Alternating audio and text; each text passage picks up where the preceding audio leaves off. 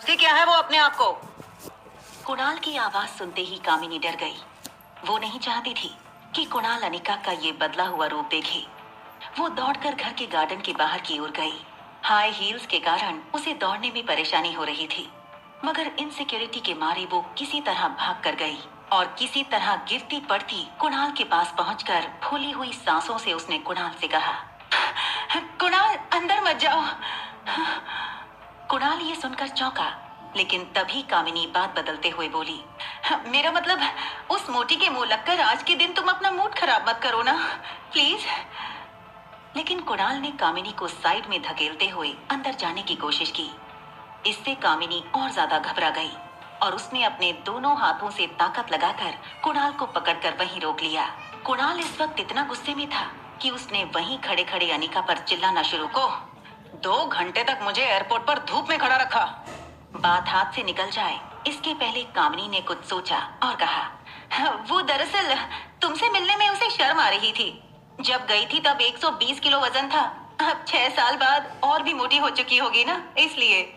इतना कहकर कुणाल का ध्यान भटकाने के लिए कामिनी धीरे से अपनी उंगलियां कुणाल की जैकेट पर फेरने लगी और थोड़ा रोमांटिक अंदाज से बोली, देखो कुणाल, आज मेरा बर्थडे है और आज मैं तुम्हें एक ऐसी गिफ्ट देने वाली हूँ जो तुम हमेशा याद रखोगे। वैसे मम्मी पापा अंदर बैठकर अभी अनिका से डिवोर्स पेपर पर साइन करवा रहे हैं।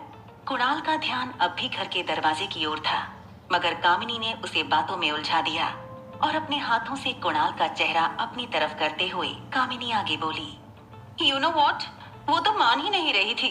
वो तो थोड़े पैसों की लालच दी, तब जाकर वो डिवोर्स पेपर पर साइन करने को राजी हुई।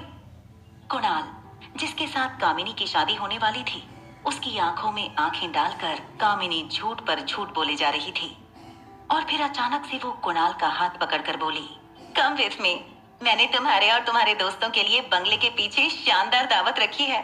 तुम अपने दोस्तों के साथ यहाँ एंजॉय करो, मैं अब भी तुम्हारी मनपसंद शराब और खाना भिजवाती हूँ। कहते हुए वो कुणाल का हाथ पकड़कर उसे घर के पीछे की तरफ ले गई। कामिनी ने कुणाल को अपने दोस्तों के साथ छोड़ दिया और खुद बंगले के आगे की तरफ भागती हुई चली गई। उसी वक्त कुणाल के फोन पर उसके ड्राइवर राजू का मैसेज आया, जिसमें लिखा था, होटल पैराडाइज इंटरनेशनल। मैसेज पढ़कर कुणाल के गुस्से से लाल चेहरे पर तुरंत ही एक स्माइल आ गई। उसे लगा कि अब तो बहुत ही जल्द वो एयरपोर्ट वाली लड़की से उसकी दूसरी मुलाकात होगी। इसी खुशी में बड़े ही अंदाज से उसने अपने पास पड़ी शैंपेन की बोतल उठाई और उसे शेक करके खोली और खुशी खुशी दोस्तों के साथ एंजॉय करने लगा।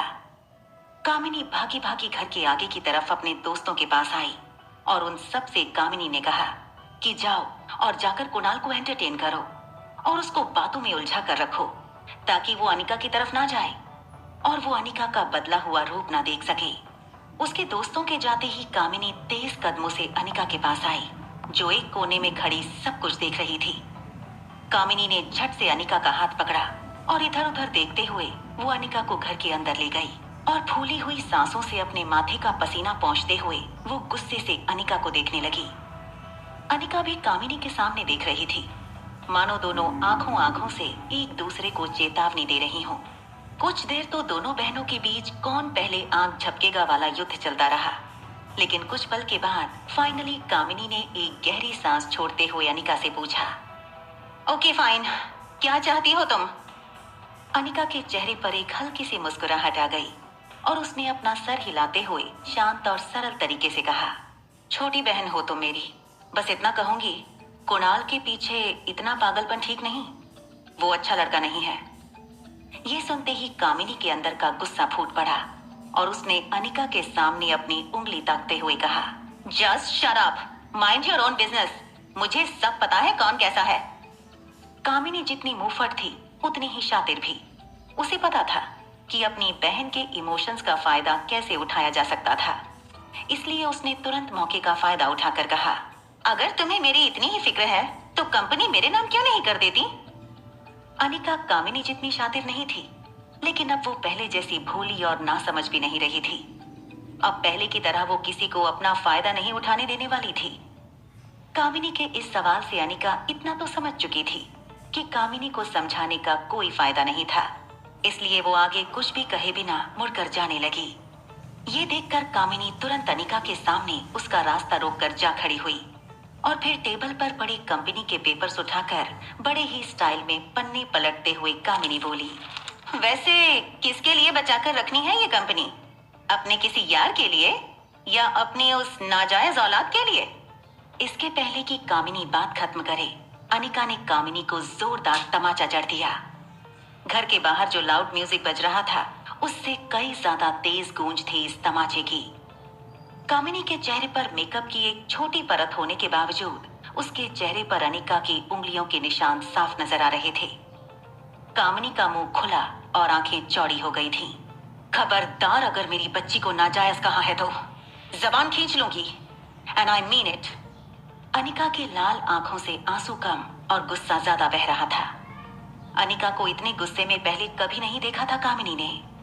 बिना कुछ कहे वो चुपचाप अनिका का रास्ता छोड़कर साइड जाकर खड़ी हो गई। वो समझ गई कि अगर वो इसके आगे कुछ भी बोली तो अनिका वो सच में कर देगी जो उसने कहा था।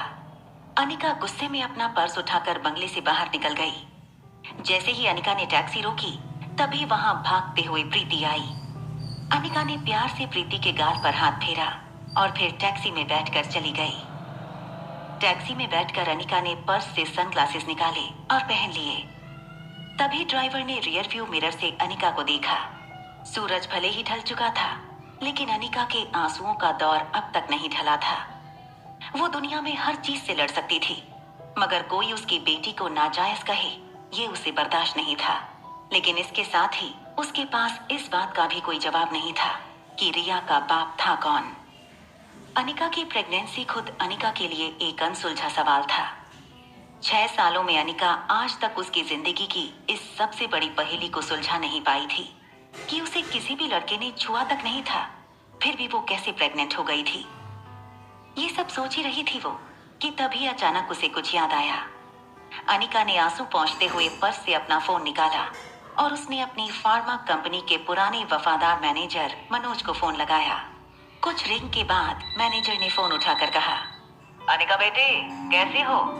क्या बात है, आज इतने सालों बाद कंपनी की मालकिन ने इस मुलाजिम को याद किया? अनिका ने अपनी आवाज को साफ करते हुए कहा, नहीं नहीं अंकल, मैं तो सिर्फ कागज पर कंपनी की मालकिन हूँ। कंपनी के असली मालिक तो आप हैं। एक्चुअली अंकल, बस ये पूछने के लिए मैंने फोन किया था कि कंपनी ठीक तो चल रही है ना? मैनेजर ने थोड़ा उदास होकर कहा, बेटा यूं समझ लो, डूबती नाव में छेद पकड़ के बैठा हूँ। फिर भी सालाना 4-5 लाख का प्रॉफिट हो जाता है, जो मैं गौतम जी को भिजवा देता हूँ। तुम कहो तो अब से तुम्हें भिजवा दूंगा। अनिका ने तुरंत कहा, नहीं अंकल, उसकी कोई जरूरत नहीं। खैर, आप अपना ख्याल रखिए। फोन काटकर अनिका वापस से एक गहरी सोच में डूब गई। वो सोच रही थी कि आखिर ऐसी क्या बात है इस छोटी सी कंपनी में जो डोगराज हाथ धोकर इस कंपनी के पीछे पड़ गए हैं। पहले मेरे जरिए ये फैक्ट्री हड़पने की कोशिश की और उसी के चलते कुणाल से मेरी शादी करवाई।